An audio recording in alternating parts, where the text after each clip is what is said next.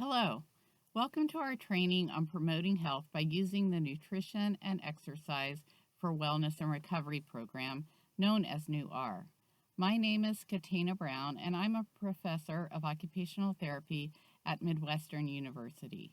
I'm also one of the creators of NUR and have taught it many times to a variety of audiences.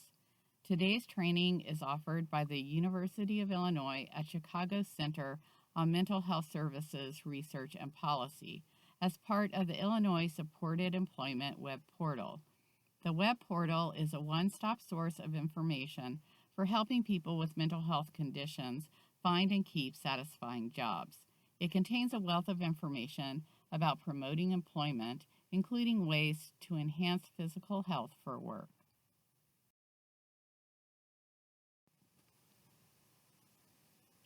NUR and the Center are jointly funded by the National Institute on Disability, Independent Living, and Rehabilitation Research of the U.S. Department of Health and Human Services Administration on Community Living, and by the Center for Mental Health Services of the Substance Abuse and Mental Health Services Administration, or SAMHSA.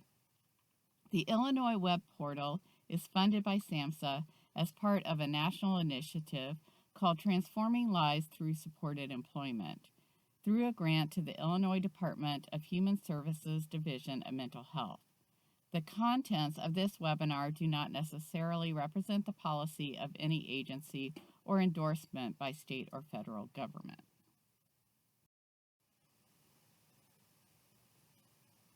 Here is our agenda for today's training.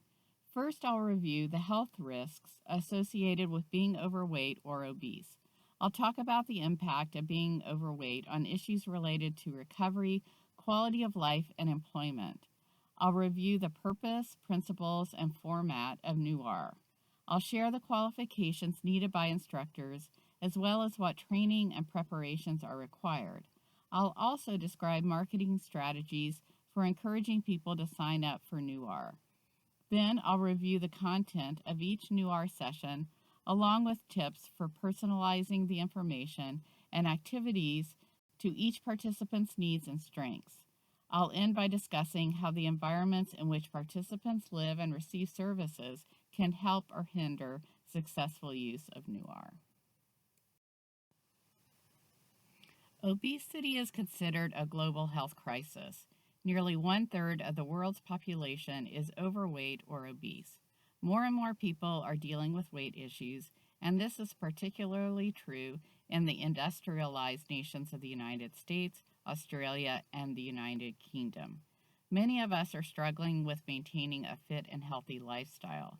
Excess weight is also considered a public health crisis because it is a significant risk factor for many serious medical conditions.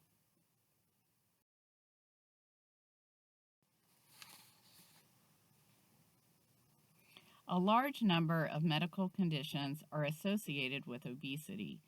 These include heart disease, high blood pressure, high cholesterol, diabetes, sleep apnea, osteoarthritis, gallbladder disease, joint problems, stroke, and some cancers. So it's not just obesity itself that is problematic for many overweight individuals. The good news is that a reduction in weight can also lead to improvement in these other health concerns.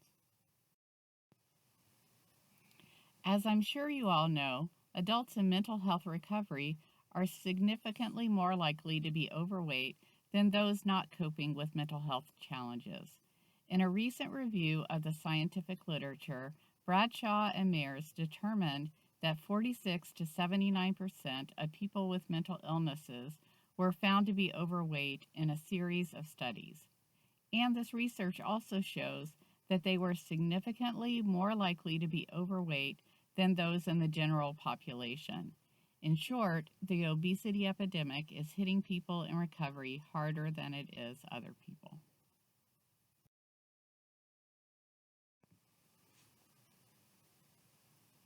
People in recovery are at greater risk for obesity for several complex reasons. First, they're more likely to have a sedentary lifestyle, especially when they're unemployed or not engaged in some other productive activity. Because many of them live on fixed incomes, they're also more likely to eat packaged foods that are high in fat and calories and lower in fiber. Another reason is that many medications that people take, both for psychiatric and medical reasons, lead to weight gain. Many people also lack access to health care, especially the kind of preventative health care that could help them better manage their weight. Finally, we know that people in recovery are more likely to avoid or drop out of commercial weight loss programs such as Weight Watchers or Jenny Craig. There is hope, however. Even a small amount of weight loss can help improve people's health and longevity. We know from research that with support, people in recovery can and do lose weight. Obesity plays a role in a vicious cycle of challenging life situations. It's not clear where the cycle begins or the order of impact, but individuals who are overweight tend to have more physical and behavioral health concerns. These concerns can reduce people's participation in fulfilling daily activities. For example, their physical challenges may make it more difficult to engage in self-care and home maintenance. Lower self-esteem may make it less appealing to get involved in social activities. As a result, life in general can be much more demanding for people who are overweight.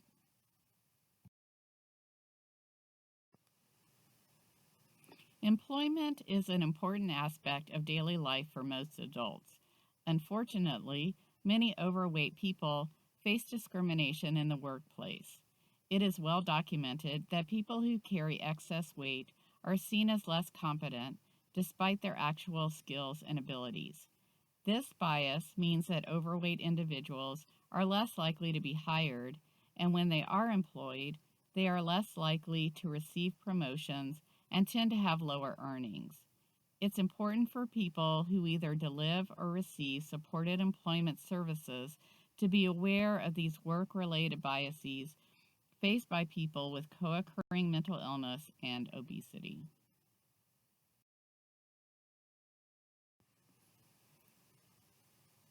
In addition to the double discrimination that overweight people in recovery may face in the workplace, there are other reasons why losing weight may be beneficial for workers. Losing weight can make it easier to perform job duties, particularly when the work is physical in nature. Additionally, after losing weight, sick days may be reduced and a general increase in energy can be expected.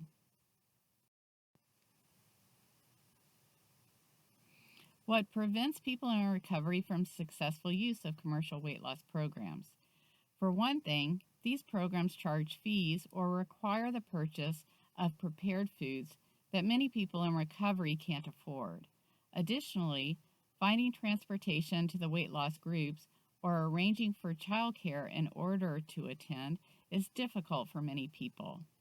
Importantly, commercial programs are not set up to accommodate unique learning and cognitive needs that some people with mental health challenges have. The leaders of these weight loss programs are skilled instructors, but they often aren't aware of effective instructional methods, such as those used in the field of psychiatric rehabilitation, as I'll describe later. Finally, many people feel isolated or unwelcome in commercial weight loss programs because they face discrimination and rejection due to their mental health problems. These barriers inspired us to develop our own weight management program. We wanted to provide a safe way for people in recovery to effectively work on developing a healthier lifestyle. New R is an 8-week weight loss program I developed with the assistance of my colleagues Janine Getz and Sherry Bledsoe. We combined our expertise to develop a healthy lifestyle program that addresses the specific needs of individuals in recovery. It's based on a successful and intensive 12-month weight loss program we developed earlier to meet the special needs of people in recovery. NUR helps people learn about healthy eating and safe physical activity. They also learn new skills to apply this health information in their daily lives based on their personal strengths, needs, likes, and dislikes. The concept of intentionality is promoted throughout the New R curriculum. Intentionality means making a commitment to take action. It comes from realizing that life is made up of choices. We can choose to drift through life, or we can choose to take actions each day that will make us feel better. Intentionality involves stepping back to assess how your personality and environment interact to affect your choices. Then you make concrete plans and set goals to achieve what you want within the context of your life. While New R is designed to promote weight loss, we do recognize that not everyone is ready to commit to losing weight. But even for those who are on the fence about it, by learning about healthy eating and exercise, they are building a foundation and learning the tools they'll need when they're ready to begin losing weight. In fact, I've had this experience on several occasions when offering New R. In some cases, people who finished the program came to me weeks or months later and shared stories of being ready to lose weight and using the information and skills they learned in New R to be successful. Others attended a second or third offering of New R and found themselves ready to make changes.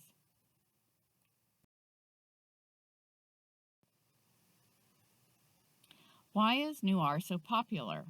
For one thing, it's relatively brief and easy to offer in different kinds of settings, such as outpatient mental health clinics, psychiatric rehabilitation programs, peer-run centers, or supported employment programs.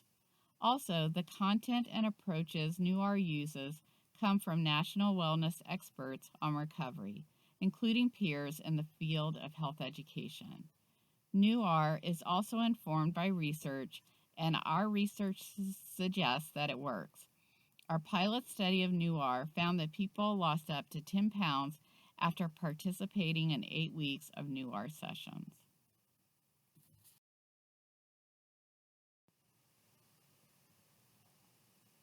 New R is based on principles of psychiatric rehabilitation.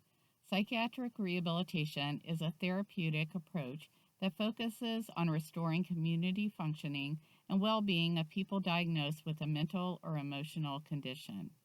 New R incorporates 5 psychiatric rehabilitation strategies. First, it offers both instrumental and social support to participants. Instrumental supports help people apply the new knowledge they get from New R. Applying this knowledge involves using tangible resources such as recipes, food portion guides, pedometers, and exercise videos. Social support is provided through the group format as people work together to overcome the challenges they face in building a healthier lifestyle.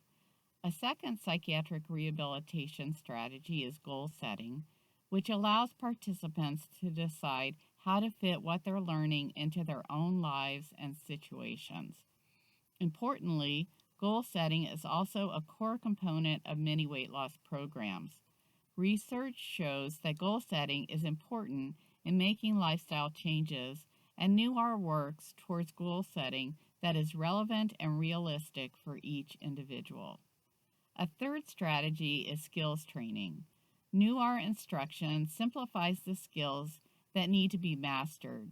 It does this by providing role models for healthy living and allowing for practice at each session and in between sessions.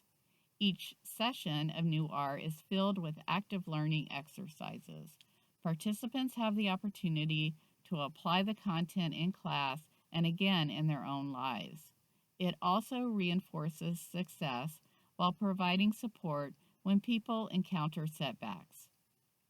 Using these strategies helps participants become confident that they can make changes and increases their motivation to continue with New R. A fourth psychiatric rehabilitation strategy is transfer training, which helps participants move what they are learning from the classroom to their lives. New R helps people apply what they learn by providing participants with meal planners, charts to record healthy choices, and homework in which they work on weekly goals. Finally, NUR uses cognitive compensation to help learners with special needs master each session's content. This is done by focusing on only a few learning goals each week and repeating certain lessons every week. Repetition includes weekly commitment to intentionality, testimonials, and monitoring of goals. NUR also uses different instructional methods, including lectures, active learning, and peer mentoring. As you consider whether to offer NUR, you may be wondering if it's suitable for the people you work with, that is, your clients, patients, or peers. You should know that NUR is designed to be safe for most people with a few notes of caution. First, as people sample new foods and plan new meals, be sure to remind them to avoid foods that they shouldn't eat because of their medications or medical conditions. For example, people who take certain medications to lower cholesterol need to avoid eating grapefruit. Also, we strongly recommend that some people get their doctor's approval before participating in NUR. This includes people with heart conditions, those who've experienced eating disorders such as anorexia or bulimia, and pregnant women. Many people in recovery have physical ailments such as problems with their backs or knees, but they still can participate in NUR's weekly exercise component by staying seated.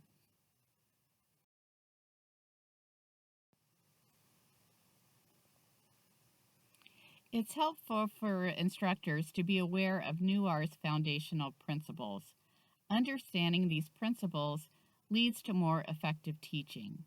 As I discussed earlier, NUR is based on being intentional. This is done by helping participants make daily plans for healthy eating and exercise. Additionally, part of intentionality is striving to engage in meaningful or purposeful activities each day. Later, I'll review exactly how this is done, but for now, remember that the more purpose we have in life, the more likely we are to be motivated to change or improve our health habits.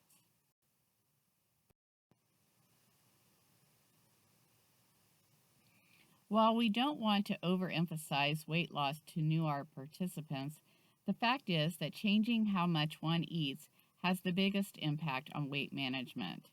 Safely restricting calories is necessary for people to lose excess weight. In NUR, we believe that intentionally being aware of what we're eating is a great way to change our food intake, both in terms of eating less and choosing healthier options.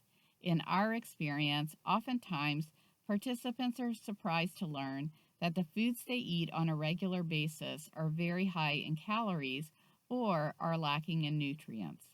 By making some small changes, these individuals can find more nutritious or lower calorie foods that they like just as much. NUR asks participants to commit to exercising because it has many health benefits. Since we recognize that boredom and being too sedentary can lead to overeating, we stress the importance of exercising and also having meaningful activities. Physical activity is key to a healthy lifestyle, and it helps people keep off the weight they've lost. The more we believe in ourselves, the more likely we are to achieve our goals. For this reason, NUR instructors work to create a hopeful atmosphere in group sessions so people can begin to believe in their ability to lead a healthier lifestyle. This hopefulness is based on knowing that even a small amount of weight loss can have a big impact on health and well-being. NUR instructors also work to dispel the many myths and misconceptions that people have about dieting. Often people say that they can't afford to eat healthy, they can't find time to exercise, that vegetables and fruit just don't taste good, and that they don't want to give up their comfort foods because their lives are stressful and difficult. Throughout the curriculum, NUR helps both instructors and participants overcome and move beyond these ways of thinking.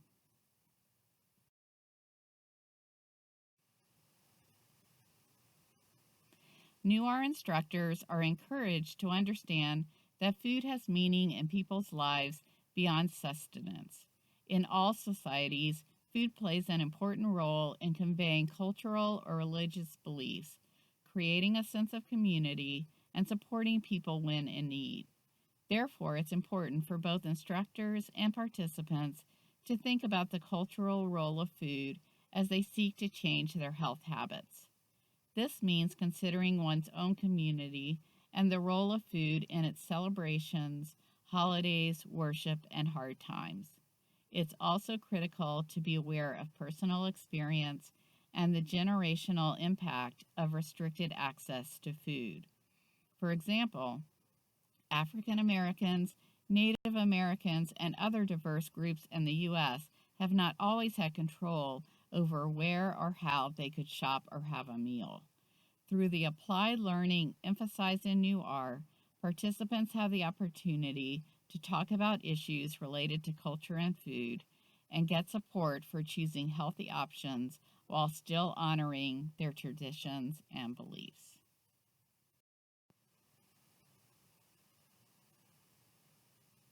New R classes meet for 90 minutes each week over 2 months.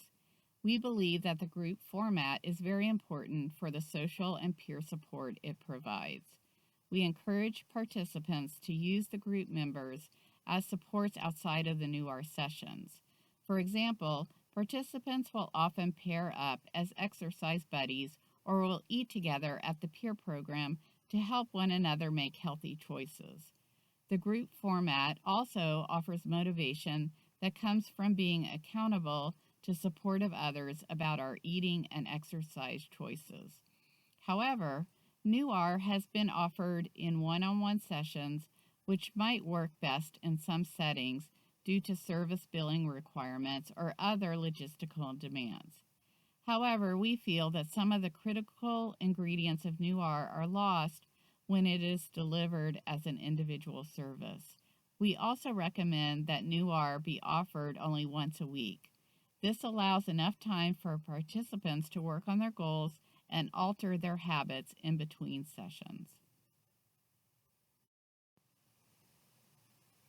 New R sessions also are best taught in community settings where participants have control over their meal planning, can exercise regularly, and be physically active. We've designed New R to be used by people at lower reading levels and for people who don't know much about nutrition and physical activity.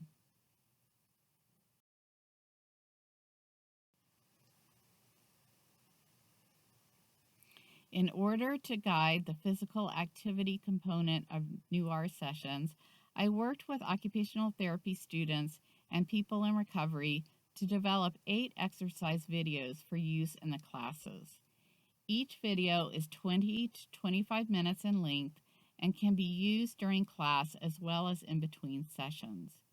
The videos are offered in order, with exercises progressing from least to most strenuous, including stretching, yoga, dancing, kickboxing, and a core workout. The exercises are demonstrated by people who stand and others who sit to encourage people at varying levels of physical fitness to participate safely. The videos stream from the center's website, but if you prefer, you can also contact the center to request DVDs to play from a laptop. We made sure that New R also provides many suggestions for other forms of exercise if showing the videos isn't feasible. Remember, while exercising and physical activity are very important for participants' health, nobody should be pushed beyond what is safe or comfortable for them. The New R class format also reflects the growing evidence for the role of feedback as a motivator for creating new habits. One feedback mechanism that is especially effective is private weigh-ins at the beginning of each session. Participants should be told before joining New R that there will be weekly weigh-ins to help them become more self-aware, remain motivated, and monitor progress. It's common for someone who is overweight to be surprised by how much he or she weighs. This awareness can then have a powerful impact on the desire to lose weight. At the same time, it's important that weigh-ins be handled sensitively, with support for whatever the scale reveals. Instructors must ensure that nobody feels judged or shamed by how much they weigh, so that the feedback will stimulate positive action rather than shame or hopelessness. Other types of effective feedback include recording one's calories each day and using a device for reminders of when it's time to exercise, like a Fitbit or iPhone app. Let's look now at how the foundational principles of NUR make up its framework for success with 5 key commitments.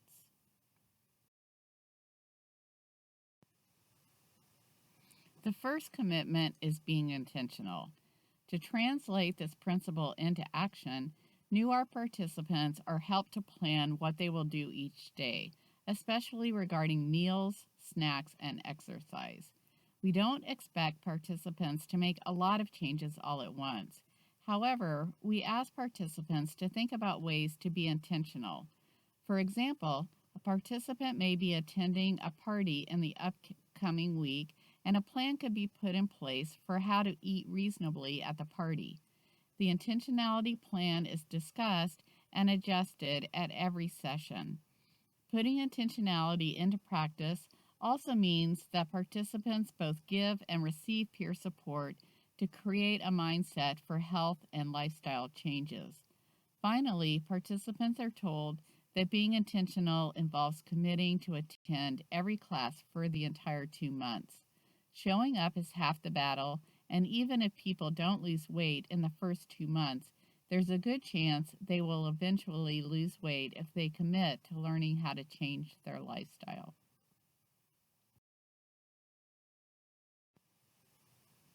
The second commitment is to setting goals for improved eating and exercise. NUR works partly because people are taught to set goals they can actually reach. Knowing you have a goal you can reach, given both your strengths and your limitations, is one of the most powerful ingredients of successful weight management. By proclaiming a goal, people aren't leaving their good intentions to chance. For some participants, one combined weekly goal for healthier eating and exercise will work. Others will find it better to set one reachable goal for eating and a separate reachable goal for exercising. Every week, participants discuss how they fared in reaching their goals and set new goals or tweak existing ones. We encourage participants to write their goals on a card that can be placed somewhere they'll see it every day. If it seems helpful and they have the time, instructors can meet with participants between classes to review and revise goals and provide personalized support for goal attainment. Magic will start to happen as people reach their smaller goals. Their confidence grows, and they begin to believe that they really can eat healthier and be more physically active.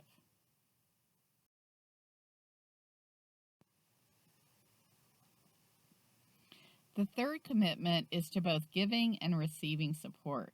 First of all, the group involves meeting with people who also want to learn about healthier choices, which is a form of social support in and of itself.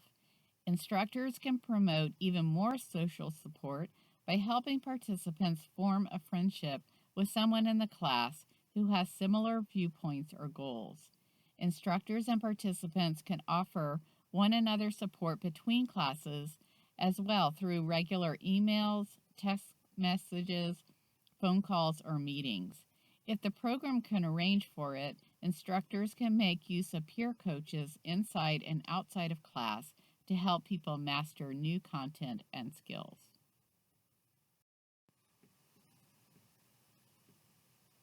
We recommend that control of class discussions be transferred from instructors to participants over time.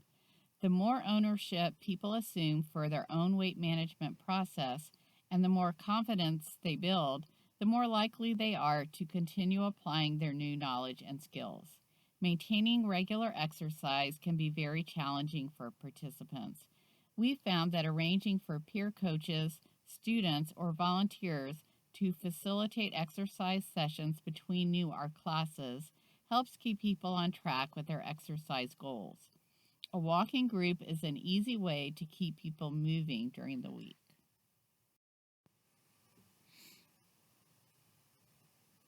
The fourth commitment is to developing a structured daily life. It's one thing to say that we'll find purposeful things to do each day, and another thing to actually get out and do them.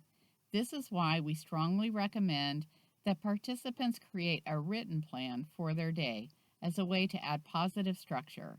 It can be awkward to do this at first, but over time, people begin to see the value of having reasons to get out of bed and work on their well-being. Having a written plan for one's day is a clear way to put intentionality into practice. One is not just committing to being more intentional, but also specifying exactly how and when. Also, knowing when to stop and eat a healthy meal or take a long walk builds healthier habits right into one's daily routine. Here are some sample statements for a daily plan. An intentionality plan often includes what time to wake up, which meaningful activities to do, how to spend time moving one's body, which healthy foods to eat, how and when to offer support to others, and where and when to seek support. An important part of intentionality is self-forgiveness when goals aren't met or unhealthy habits are resumed, as they often will be.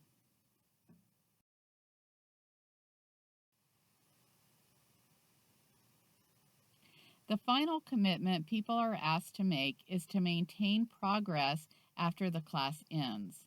This starts with a celebration ceremony at the final session. The ceremony is a time to emphasize that this is not the end, but the beginning of healthier habits and choices.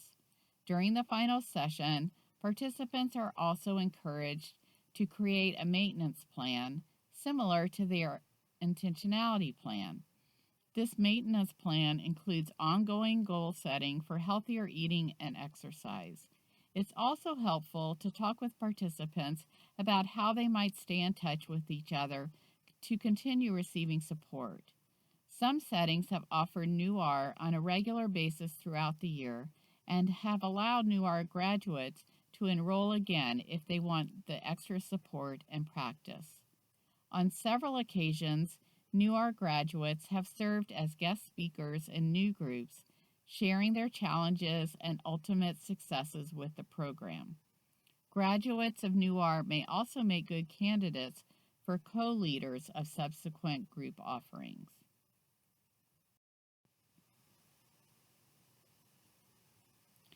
Given the importance of weight loss for people in recovery, we design NUR to be taught by instructors without intensive training or certification.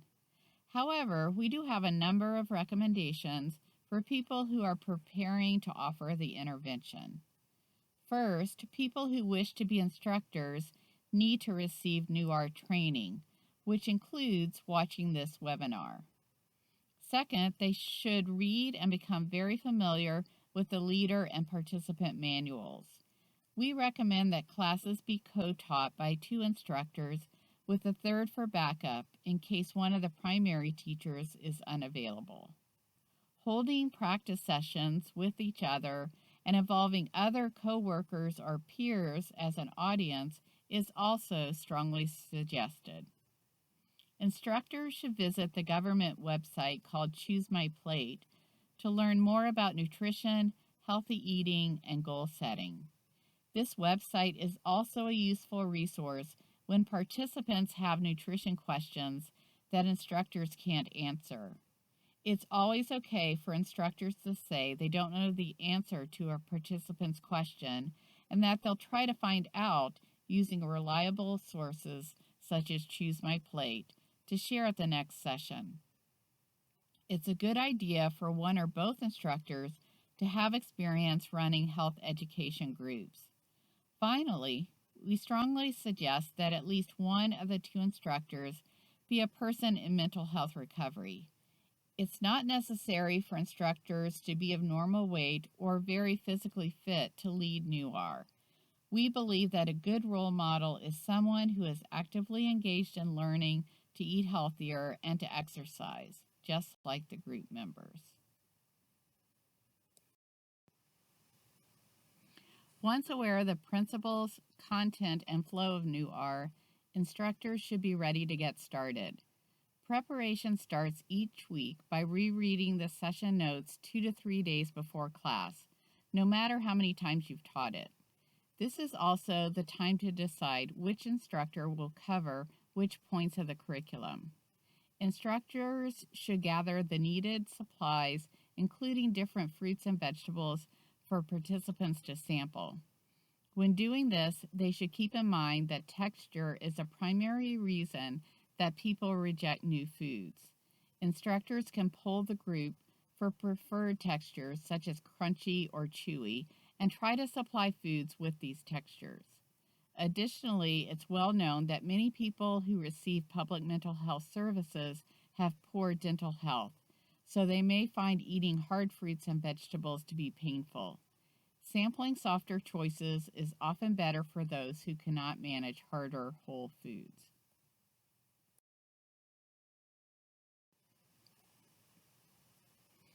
When it comes to the exercise segment of each class, instructors should be prepared for participants' reluctance.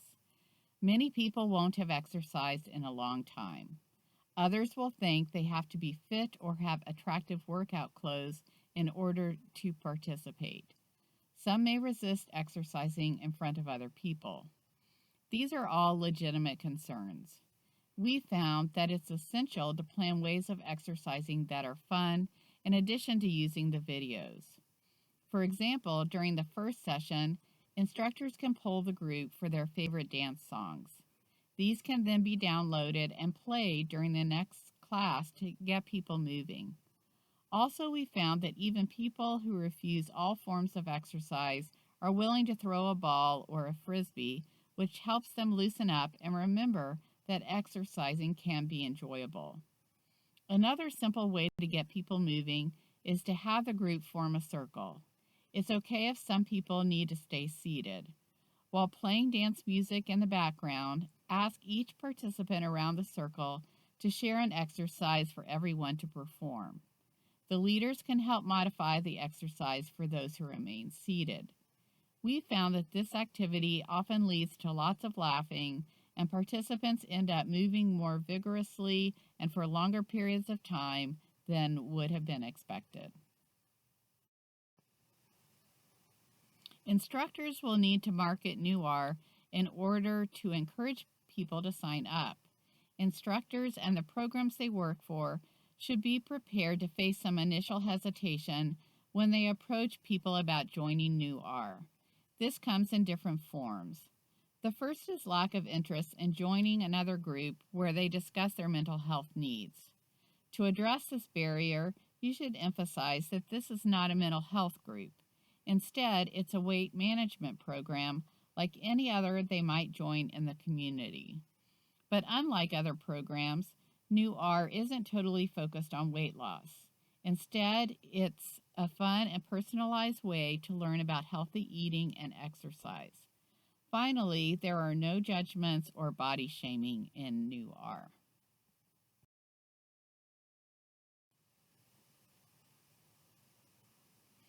In your marketing efforts, it's also helpful to explain that NUR is designed especially for people in mental health recovery and builds on their special strengths.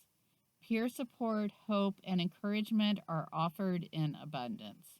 You'll want to clarify that people don't have to give up their comfort foods or favorite dishes. Instead, they'll learn how to eat the foods they love in moderation through measured portions.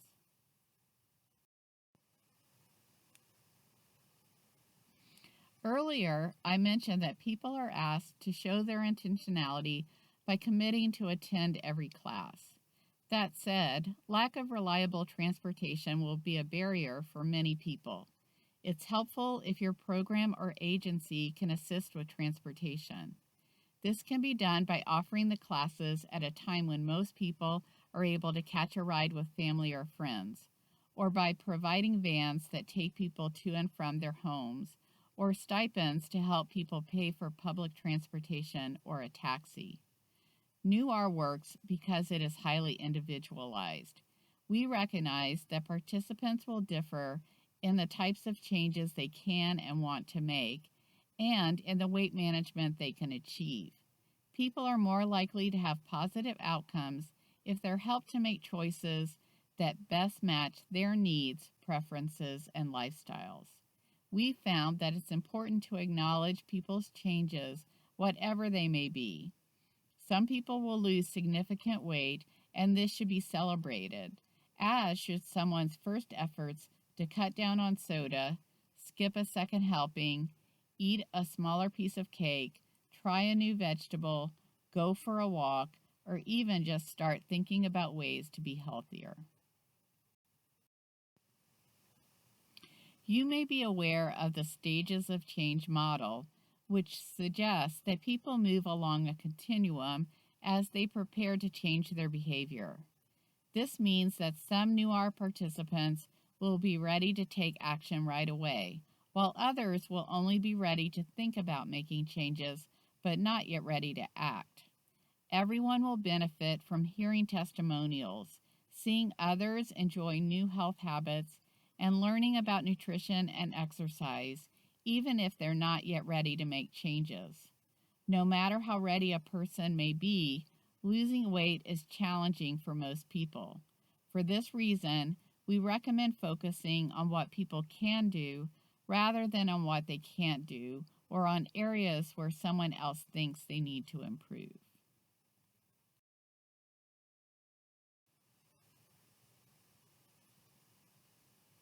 One of the best ways to engage people in New R is to make it fun and interesting. Ask people questions about what they think or believe. Encourage group discussion and get people involved in the activities. Don't be afraid to laugh and enjoy the time spent together.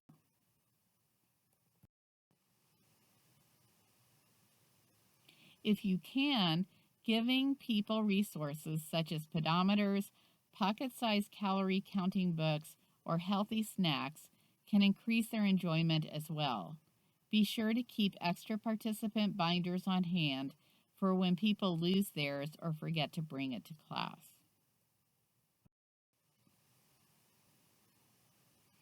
When teaching New R, you'll notice that there are common elements in every session.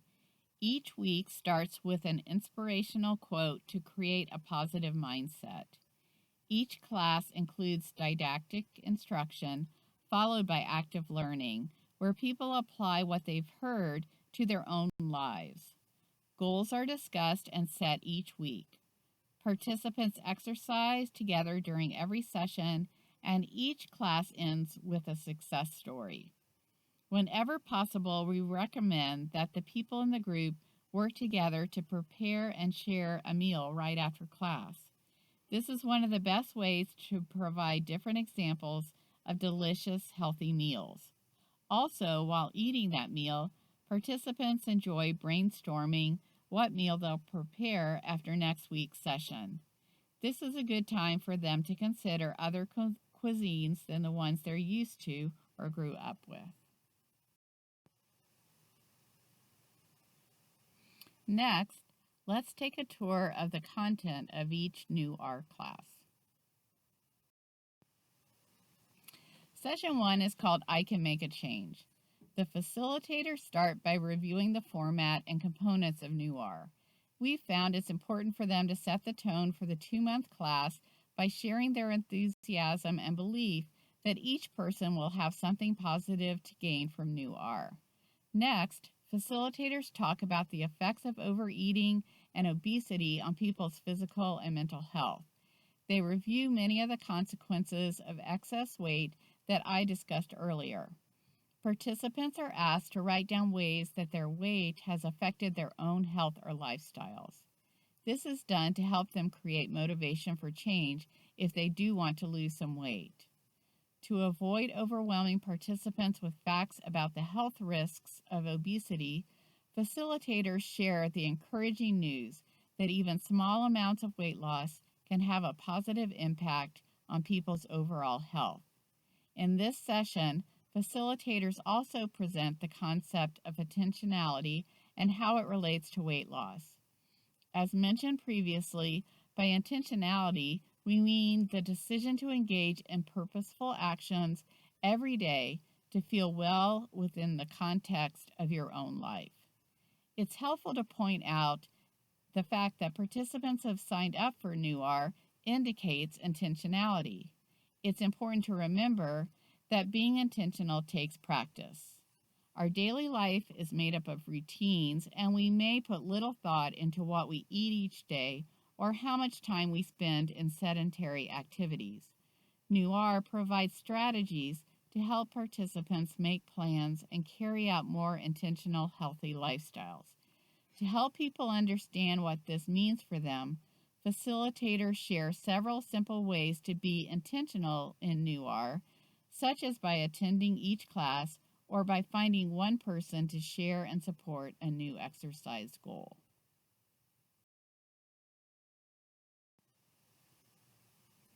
One unique and important aspect of NUR is that it helps participants to apply what they're learning in their own lives, taking into consideration their personal needs, struggles, and strengths.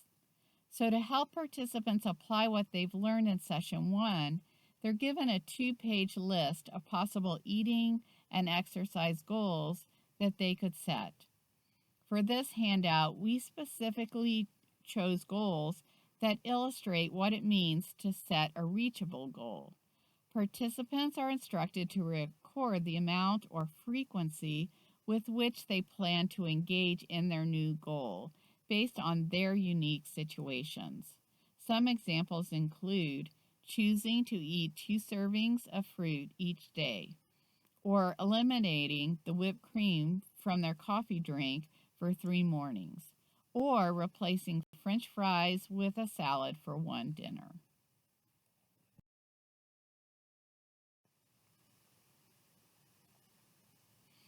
Turning to session 2, participants next learned the ABCs of healthier eating. New learning in this session begins with the definition of a calorie, which is basically a unit of energy used by the body to help it function. Facilitators also describe how calories affect weight. They also introduce an effective system for controlling calories called ChooseMyPlate. ChooseMyPlate helps people see in a very simple and concrete way how to limit portion sizes and to fill their plates with more vegetables and fruit. Using ChooseMyPlate, participants see which foods to increase and which to decrease for better health. When talking about how to build a healthier plate, facilitators also emphasize the importance of eating a variety of foods. Next, facilitators review the 5 food groups represented in ChooseMyPlate, which are grains, fruit, vegetables, protein, and dairy. Discussion centers on how to choose wisely from each of these groups. One example is to choose fish over red meat in the protein group. Overall, the amount of information about each food group in this session can be overwhelming to participants. So the take-home message should emphasize the importance of fruits and vegetables. Fruits and vegetables tend to be the most lacking in the American diet. However, they're important because fruits and vegetables tend to be much lower in calories and higher in fiber, vitamins, and essential nutrients. We have found that the discussion of empty calories has a big impact on people during session 2. Empty calories are those that increase weight without also providing healthy energy or nutrients. The biggest source of empty calories for most participants tend to be soda and packaged foods, such as chips or crackers. Participants learn that they can quickly shed weight simply by replacing their soda or pop with a healthier beverage like water or unsweetened tea.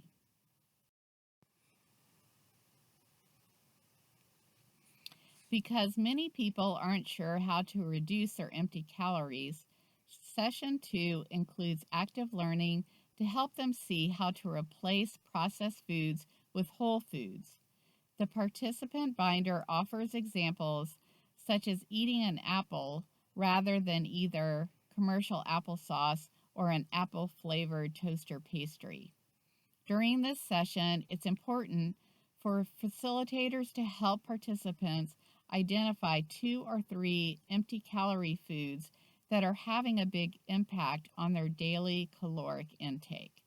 In our experience, it can be enlightening for people to recognize the difference one change can make when somebody is drinking large amounts of sugary beverages or regularly eating a full bag of chips or a big bowl of ice cream every night. If so, discuss a realistic goal that doesn't involve eliminating that food right away.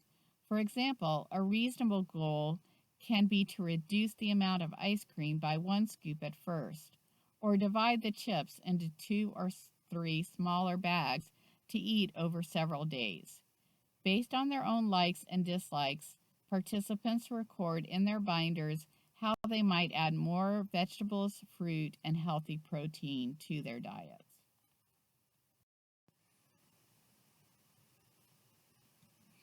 In the third week of class, participants are taught about reading food labels and portion control.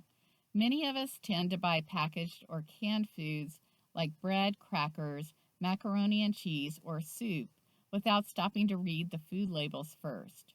So NUR teaches participants how to analyze and understand a food label, especially the serving size. Discussion focuses on using food labels to reduce calories by understanding how many serving sizes are in a package. Facilitators illustrate this concept with an activity where participants calculate the number of calories in 1 serving of boxed macaroni and cheese compared to 2 servings of it. Participants can see they have to double everything on the food label when they eat 2 servings instead of 1.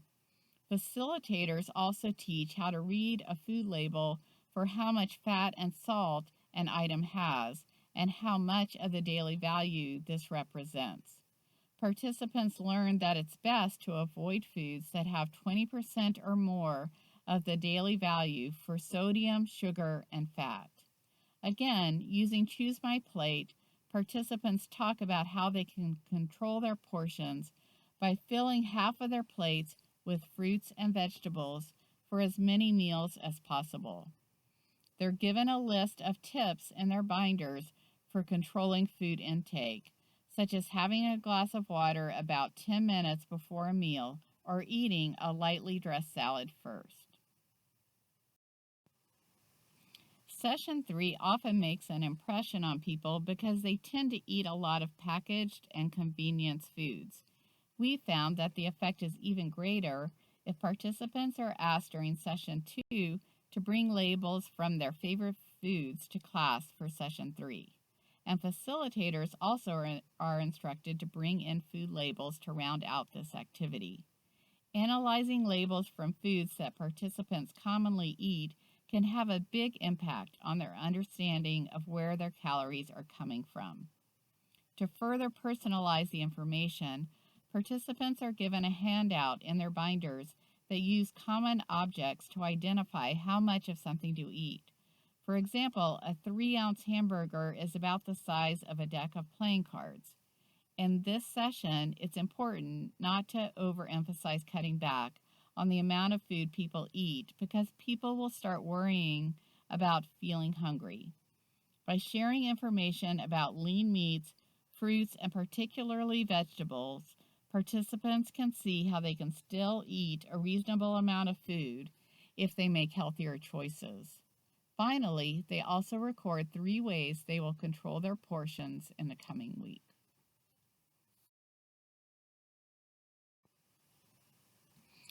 Session 4 is called Let's Get Moving. Although everyone will be encouraged to exercise at every class, this is a session where participants learn about the benefits of physical activity. Their binders contain many suggestions for safe and simple ways to become more active. Facilitators help participants identify exercises that they would actually enjoy doing. They are reminded that the best exercise is the one that they like to do. Social support is particularly useful when trying to establish new habits around exercise. If participants live close together, you can encourage them to get together on their own to exercise. If they don't live near classmates, participants can identify a family member or friend who might be willing to exercise with them. Also, provide information about free or low-cost resources. Talk about other groups at your site that offer physical activity, or provide information about mall walking or outdoor trails people can use.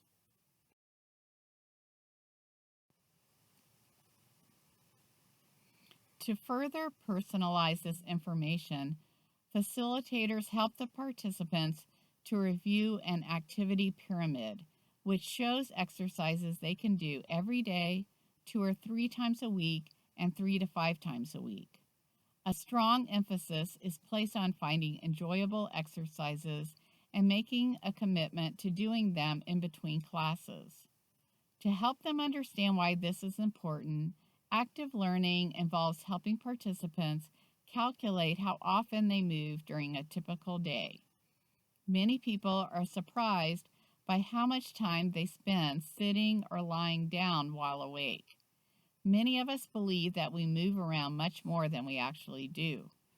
Seeing just how much time they spend sitting or lying down can help participants motivate to set a new exercise goal.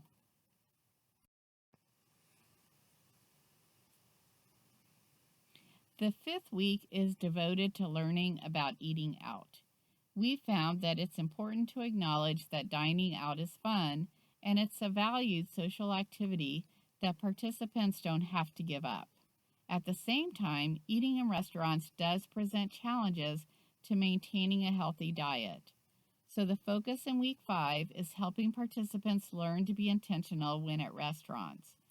This includes limiting portion sizes by eating less of what is usually served at most restaurants. One tip is to put half of a large meal right into a takeout container at the beginning of the meal. Participants also are encouraged to intentionally choose the healthiest options from the menu. They learn that it's easier to do this by looking up the menu ahead of time and planning what they're going to eat. That way, once they're at the restaurant, they can enjoy themselves without worrying about whether they're choosing an unhealthy or high-calorie option.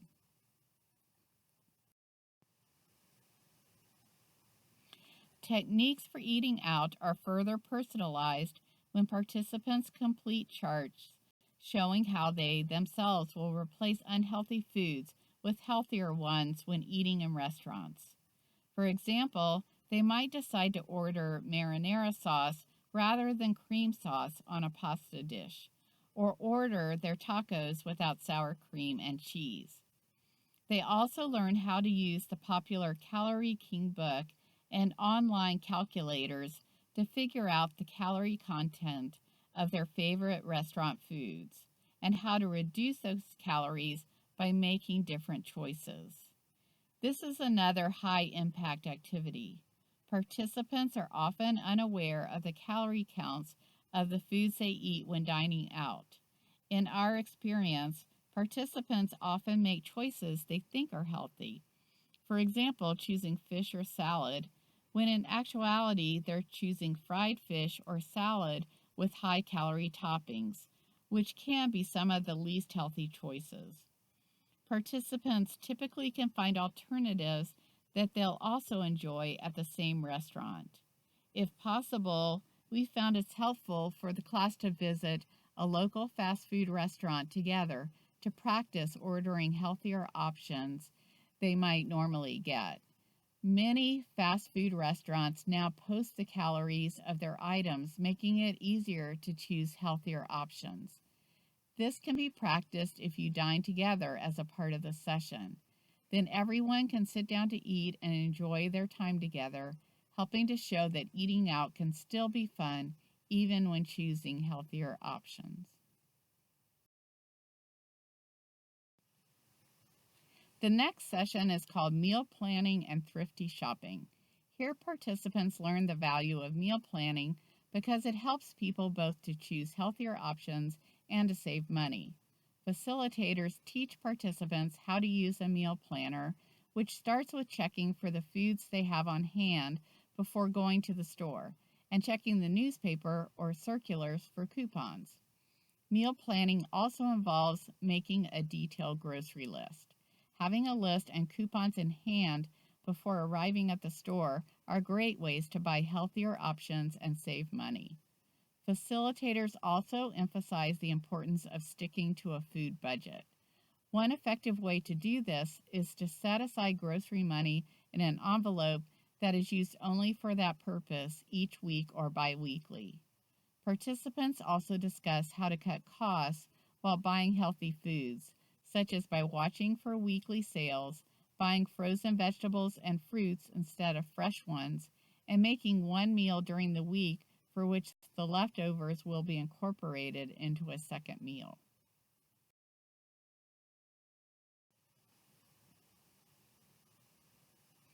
Many people believe that eating healthy foods is expensive, and it certainly can be. But it also can be cheaper than some other buying habits. To illustrate this fact, facilitators lead an activity showing that a bag of fresh oranges can cost the same per serving as a large bag of potato chips. They also discuss that the oranges will last longer and, of course, that they're healthier. In this session, facilitators also review strategies for buying the healthiest foods for the least amount of money. Participants learn to avoid shopping when they're hungry, to shop the perimeter of the store where the fresh foods are usually found, and to comparison shop to find the best deals.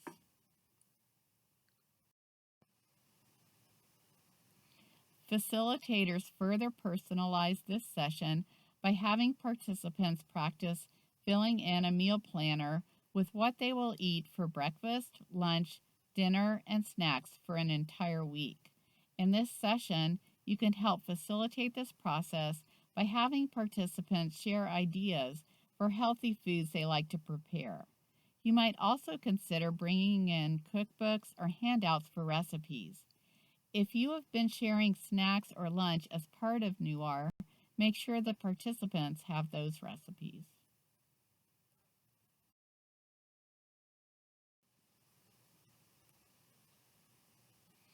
In session 7, participants learn the value of cooking at home and how to prepare healthy meals. They start by again reviewing food labels and where to find information about the amount of fat that an item has. Facilitators also review the different types of fat an item might contain, like saturated fats, and how these impact health. Then they ask participants to review their binders for multiple tips on how to prepare lower fat and low calorie meals. Participants also analyze a meal they commonly prepare and learn how to reduce its fat and sugar content. Facilitators guide a discussion on how, even though it can take more time, cooking at home can help people eat more nutritious meals and save money. To guide participants towards healthier choices, facilitators teach them how to use a stoplight analogy to categorize their foods. A green light means the food is healthy, a yellow light means it's acceptable, and a red light suggests that it's an unhealthy choice. Participants also receive a 2-page handout with tips to reduce their calories and fat when cooking, such as by replacing heavy cream with plain yogurt or substituting olive oil for butter. Facilitators encourage the participants to create a written plan for how they'll use healthier ingredients at home, such as replacing salt with a non-sodium seasoning like lemon pepper.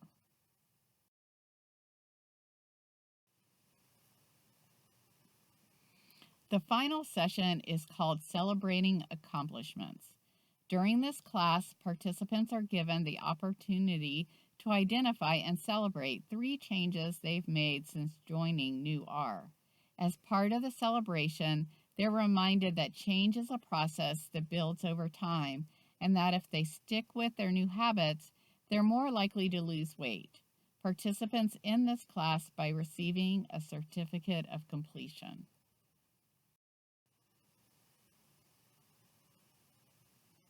It's important that everyone have something to celebrate at session 8.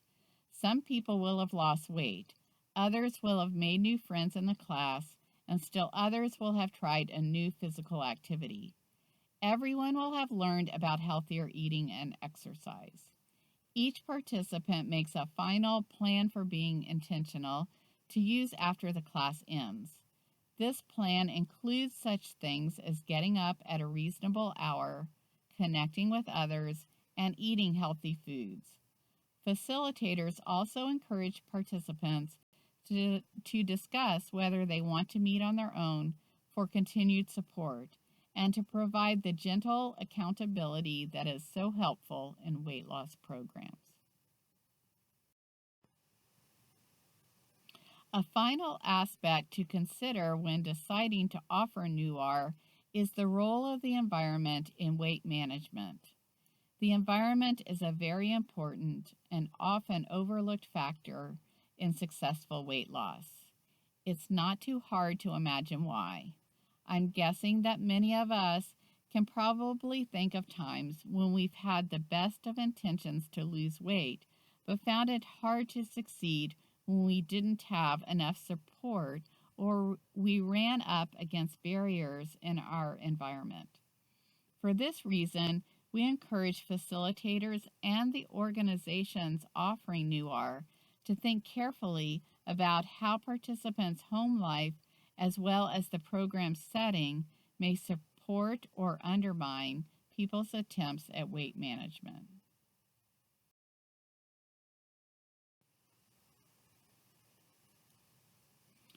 Many people believe that America is what we call obesogenic, which means a culture that promotes weight gain and discourages weight loss. You may wonder how that can be. Well, it becomes clearer when we consider the large portion sizes served in many American restaurants. Kids' menus that give children a taste for unhealthy foods from a young age, the widespread passion for high-calorie specialty coffees and other drinks, and the tendency we have to drive everywhere instead of walking or biking. These trends have led to a society that is promoting unhealthy lifestyles, but there are ways to counter an obesogenic environment. Let's first consider the cultural environment and how it might be altered to support healthier eating and exercise. By culture, we are referring to the attitudes, customs, and beliefs that characterize a group of people. Many of us live and work in more than one culture, each with its own unique impact on weight management. There are no hard and fast rules, but it is useful to consider participants' cultural environment at home and how it may support or hinder their healthy behaviors. To do this, you'll want to think about whether NUR participants will find support at home to change their eating habits. You'll also want to consider whether family or friends will want to join in with exercise or will resist it. By the same token, it's important to think about your organization or program setting. Give thought to whether you think it promotes a wellness culture beyond offering NUR. For example, are other wellness classes or exercise groups being offered at your program? Are staff encouraged to think about their own wellness? If meals or snacks are available in your agency, are they healthy ones?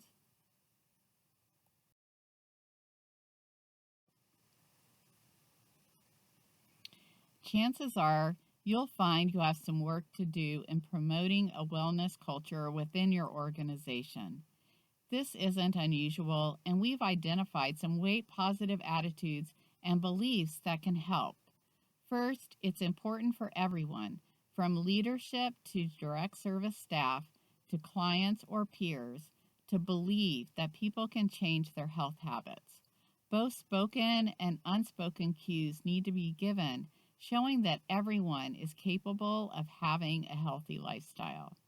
There are two key attitudes here that may be hard to convey, but can be modeled with some practice. First is the message that healthy food tastes good. Second is the notion that exercise feels good. Both of these things are true, but many people need support to embrace them. Your organization should offer ample evidence that healthier lifestyles are achievable. In supporting participants and staff to embrace weight positive customs, we suggest that you start by helping them think about how to choose the healthiest options during family and community celebrations. It can help if everyone is encouraged to learn how to make a signature healthy dish to bring to parties. It also helps if your agency serves healthy options during work celebrations and resists the temptation to serve unhealthy ones even as a treat. This means saying goodbye to donuts, muffins, cookies, or brownies served during meetings. This is a good way to role model making better choices. Your program can also help participants and staff identify the healthiest restaurants and grocery stores near to where they work and live to help reduce the impact of our obesogenic environment. Also, adding multiple wellness activities to your service array will support people in their continued quest for a healthier lifestyle.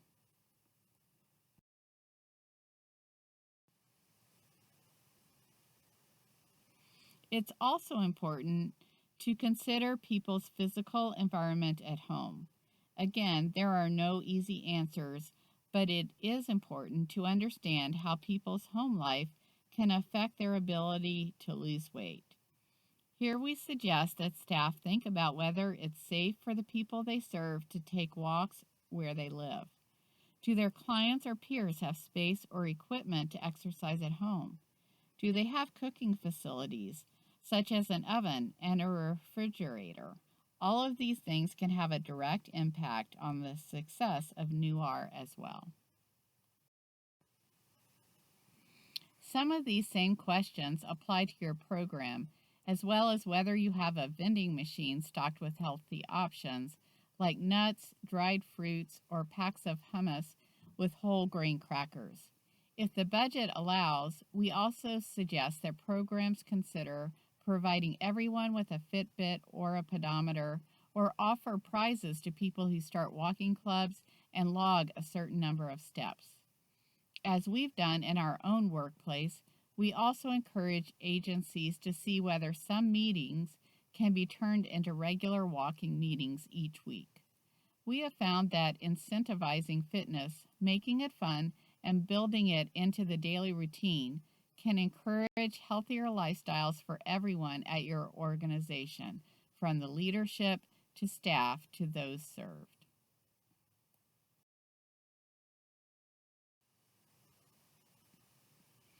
Finally, it's important to consider people's time and schedules. Many of us believe we simply cannot find the time to exercise. It's true that modern life can be stressful and stretched thin, but it's often the case that once we examine how we're spending our time, we can squeeze in some exercise, even if only for 15 to 20 minutes. Remember, we all have the same number of hours in a day. We just have different priorities for how we use them. Once NUR participants and your staff become more physically active, they'll probably start to feel better and may even want to free up more time for exercise.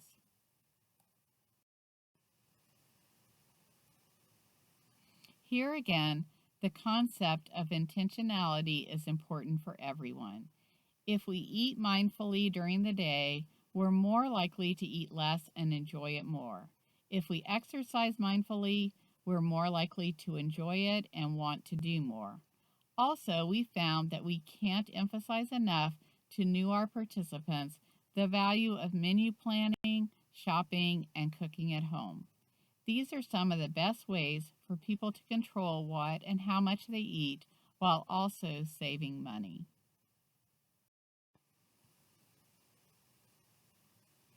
If you still have questions about New R after this workshop, you can request free technical assistance from the UIC Center, which is available on a time-limited basis.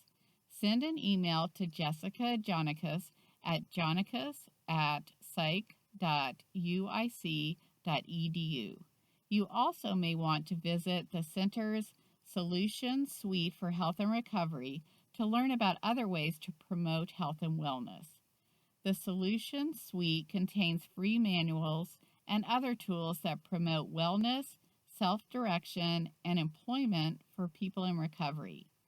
You can learn more about the suite by visiting the website www.centerforhealthandsdc.org.